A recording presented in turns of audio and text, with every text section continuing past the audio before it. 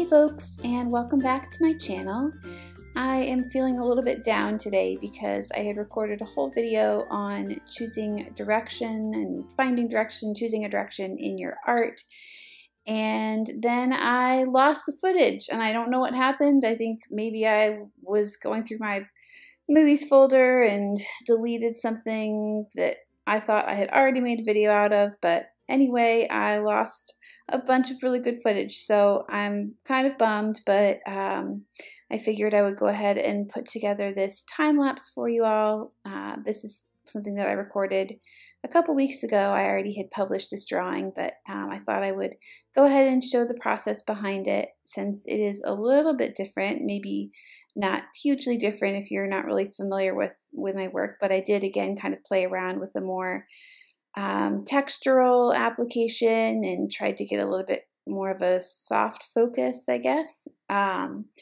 So yeah, I'm just working on cold pressed watercolor papers, starting off with my Prismacolor watercolor pencils and blending those out with a stiff acrylic brush. And now I'm starting to add some more color and more value variation to really help describe the form using my Prismacolor colored pencils. And this subject was kind of interesting. It's a little collection of a trio of turnips.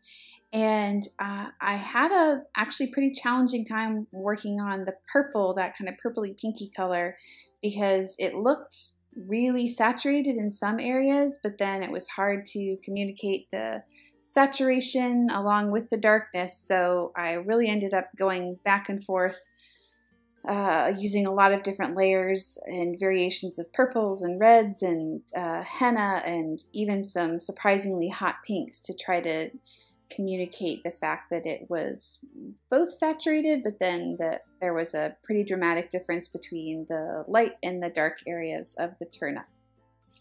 And as I said, I was going for more of a soft focus look on this one, so I'm keeping my marks fairly textural. I'm doing a lot of mostly little kind of circles and zigzags, trying to really work the pigment down into the tooth of the paper. And since I'm going for that textural soft focus look, I really didn't do much in the way of blending. I don't think I used any Gamsol at all. I just kind of layered upon layered upon layered with the colored pencils and let the blending happen that way. But it definitely has more of a textural look, which helps give it the, that kind of soft focus feel. Heading into the final stretch here, just going in with more of those light lights and dark darks, and of course my trusty Sharpie paint pen to add a few of the opaque white highlights. And then these little veggies are going to be done. So that's about it for this illustration. I hope you all enjoyed seeing the process. Thank you for watching as always, and thank you especially to my patrons, as they are the ones enabling me to be here making this video and sharing it with you. So thanks again for watching. I hope you all have a great week, and I will see you in the next video. Bye!